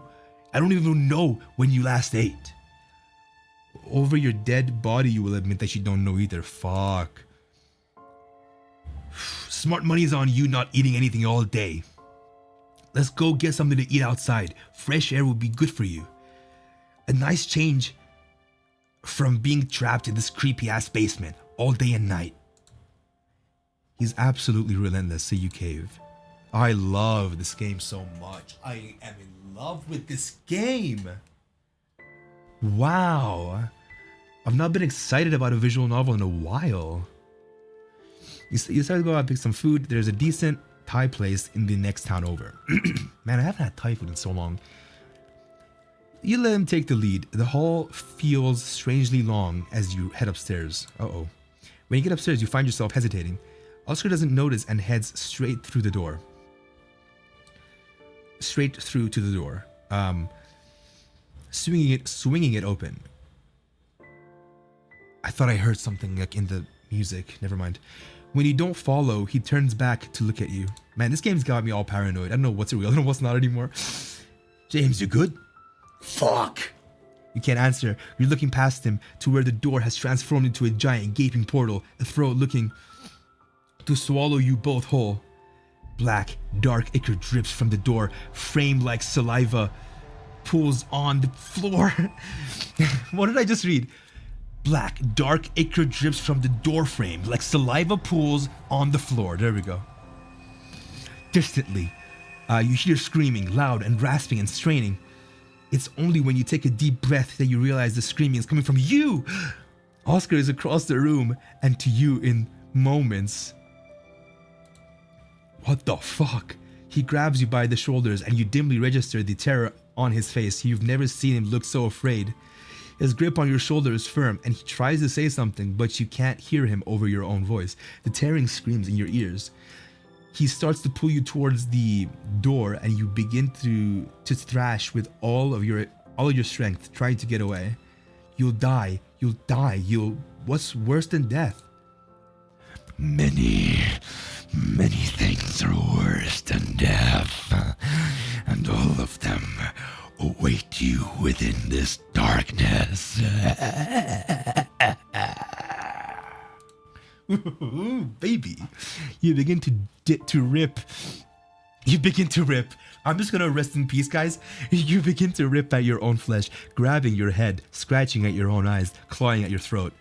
Oscar grabs at your arms to try and stop you, and instead your fingers find purchase in his forearms.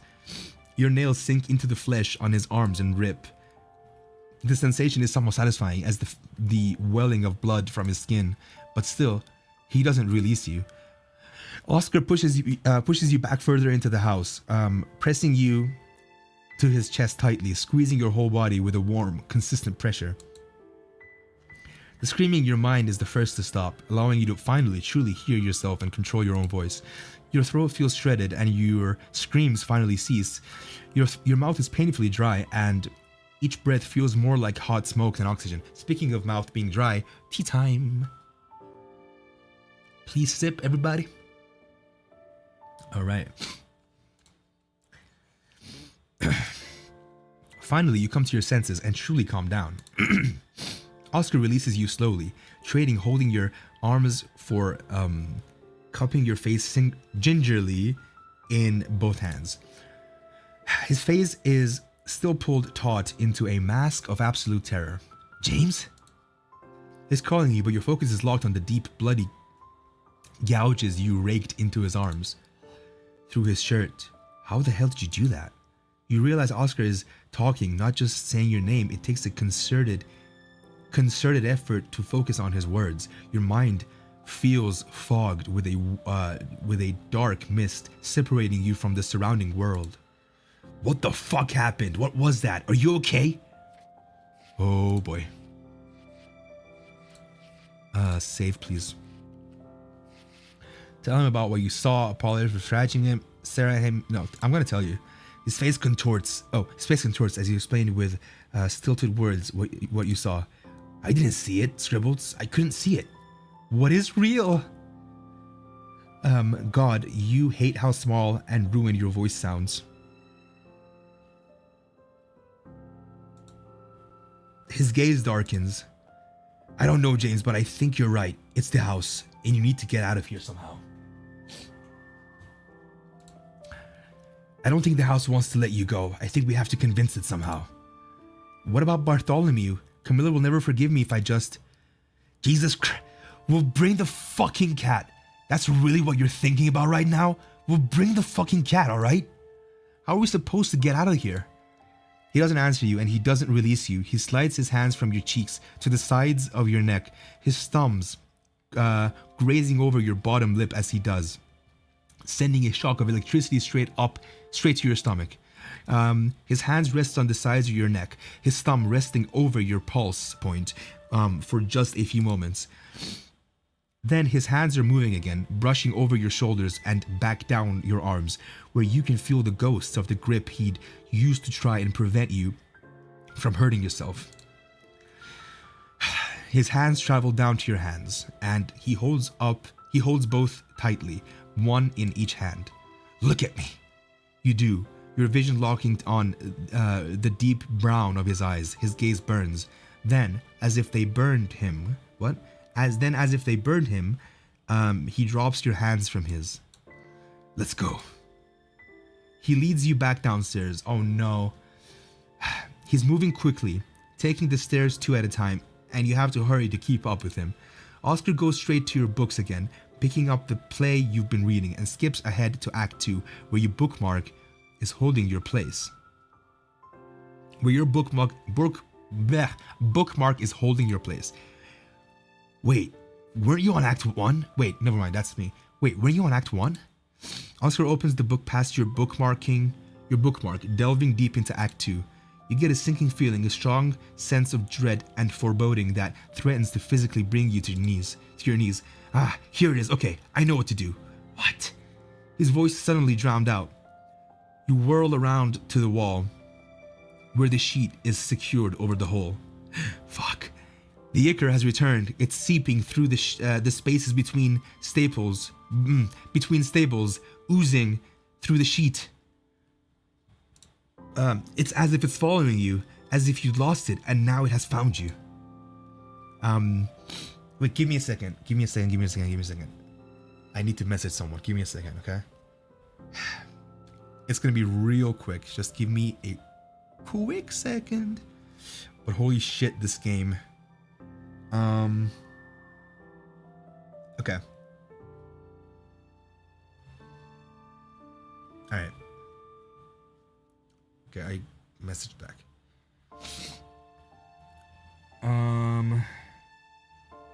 Alright, cool. We're back. You hear Oscar rummaging around behind you and the sound of scissors cutting. I need some tea. What is he doing? You turn to him, desperate to make him understand. Oh my god. You need to run. Something is coming. Something dangerous. You can feel it. You have flashes of some kind of dream, nightmare vision of the arcing swing of an arm and a spray of blood. Oh my god. The overwhelming smell of rotting flesh. You make the run up the stairs, but Oscar catches you by the arm before you've gone more than a few steps. Wait, I just need to grab something. Wait, I just need something from the closet. You're shaking your head frantically, your breaths coming in heavy gasps. No, no, no, no! Your voice sounds as painful as it feels, but you can't keep the desperate plea inside. We need to go now! You turn towards the stairs again, and this time Oscar places himself between you and the stairs. Fear and rage flare up within you. You try to rush past him anyway. You're beyond waiting, beyond patience, beyond reason. You are prey, being run down by the predator, and Oscar was the idiot standing between the two of you. You need to run. You need to run. He needs to run now too. He needs to run now, yeah. Can't you just fucking trust me and wait 2 minutes? No, you're so stupid. You have to go now. If you run up there right now, the only thing that will happen is a reenactment of what we just saw, potentially with more eye gouging. Wait. You let out a snarl of rage. Just go now. You're so arrogant. You think you know everything and you're gonna get us killed. We're gonna die. Oscar closes the gap between the two of you in a step that feels more like a lunge. He catches your face with one massive hand, his other fastening against your hip, and his mouth collides with yours. What? It's a desperate, frantic kind of kiss, and you find yourself kissing him back with equal ravenousness. What the fuck is happening? Gripping a handful of his soft brown curls and crushing him into you, pressing yourself against him as if you could eliminate any and all space separating you. It's a kiss filled with pure need and heat. It's absolutely terrifying, but for a few moments your mind is so much clearer and you feel like you can inhale. You can smell the scent of his aftershave, faint traces of pine wood and smoke, and feel his teeth scraping against your bottom lip. What? It pulls you back from whatever void you'd been spiraling into and hurls you back into your body. He breaks the kiss, his chest heaving as he tries to catch his breath. Immediately, your cheeks flush with embarrassment. Did you just kiss me to make me shut up? Or was it to make me listen to you? That's manipulative as fuck, you piece of shit. The hysterical sounding laugh, so very unlike him that erupts from him, cuts you off. If I wanted to manipulate you, that is the last thing I would do. I know you better than to resort to that.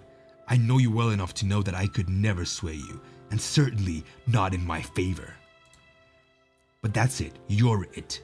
That's just how it is. So no, I'm not leaving you. I can't leave you, so stop fucking asking. He releases you abruptly. Yeah, that kiss, that was like, that was the drawing that I was talking about with Min. Like, the ship thing. Like, fuck you, you know, you're so arrogant, blah, blah, blah. But then, kiss, you know. He releases you abruptly and returns to the sweatshirt he must have pulled from your closet. Your gaze is pulled towards the hole in the wall. As you watch, you can see movement behind the sheets. Out of nowhere, maggots burst through the sheet. It tears open and they spill in mass, pouring over each other in gray, wriggling clumps. Jesus Christ. Tea time. Ugh, so annoying. Not this game, the maggots. Oscar! You can hear them hitting the floor, pouring from the hole in the floor. Falling off the side of the bed, they clamber over each other, forming a shape against the wall. It's the outline of a tall, thin person, but you're entirely certain it isn't a person. Suddenly, Oscar is... So it's the shadow figure that we saw? Anyway, suddenly Oscar is jamming his sweatshirt over your head backwards. He yanks up the hood, and you find that he's cut 2 eye holes, poorly mapped and askew, into the hood. What?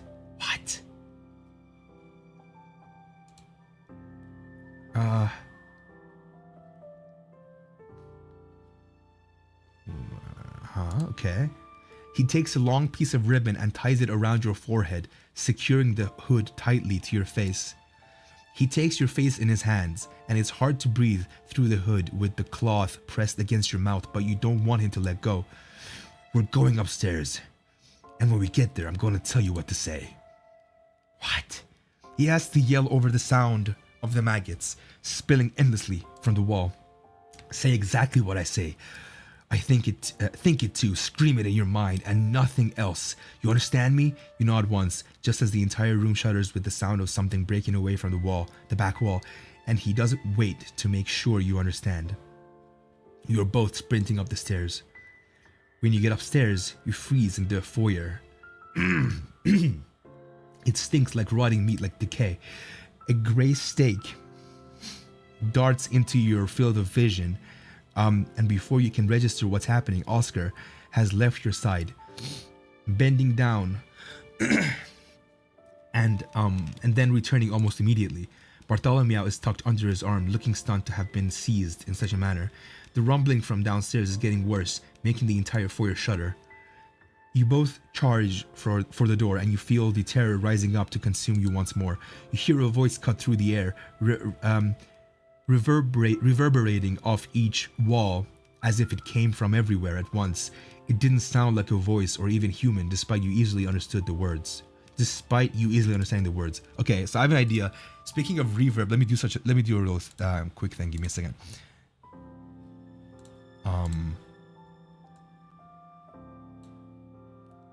Let's see if this works.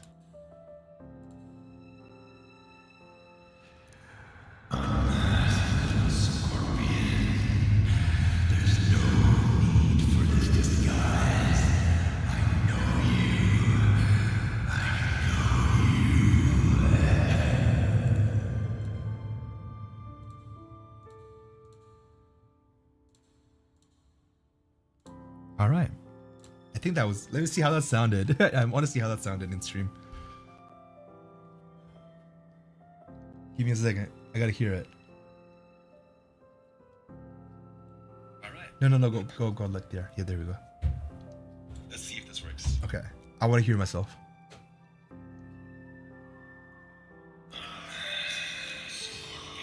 This is so cool.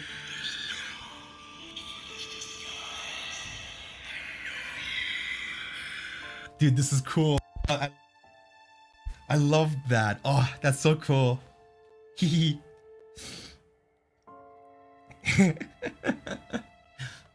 I love that. Oh, so good. Anyway.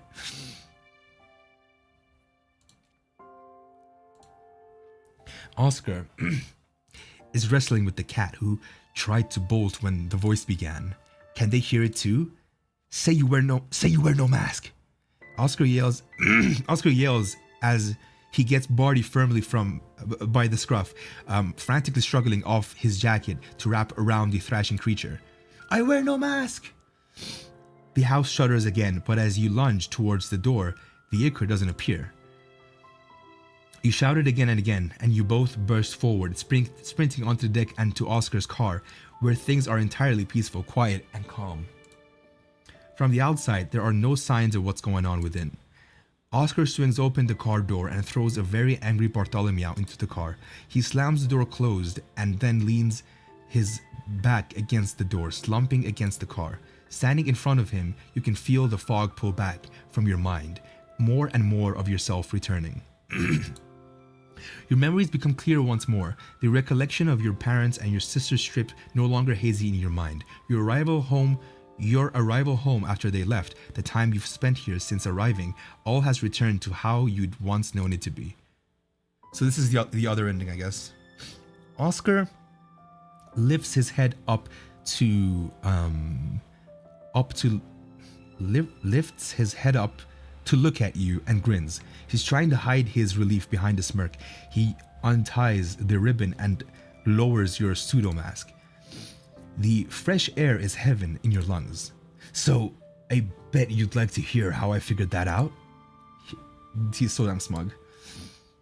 Care to bask in my brilliance? Grovel in thanks for my heroics? No, I would not. Come on, I would actually. You grin at him and he gathers you up in his arms, pulling you tightly to him, his voice dropping to a growling purr.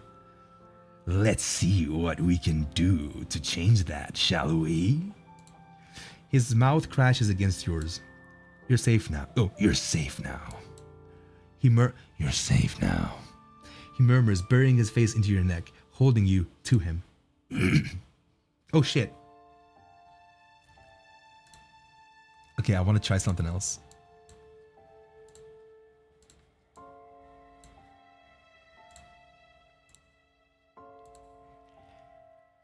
Is that what you really wanted, little scorpion? Did you find what you seek? Somehow, I suspect not.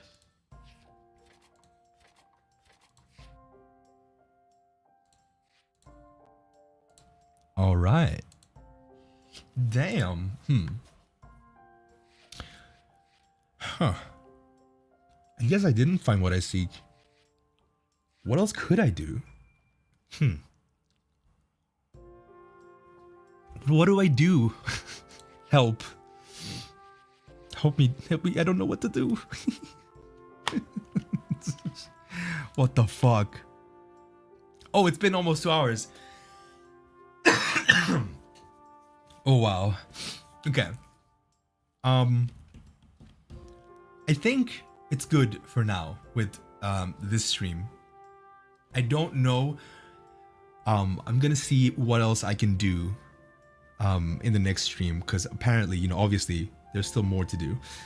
But yeah, thank you all so much for chilling with me and enjoying this awesome game with me. I'm so in love with this. Please download Titan Arum and play it. It's so good. Ugh.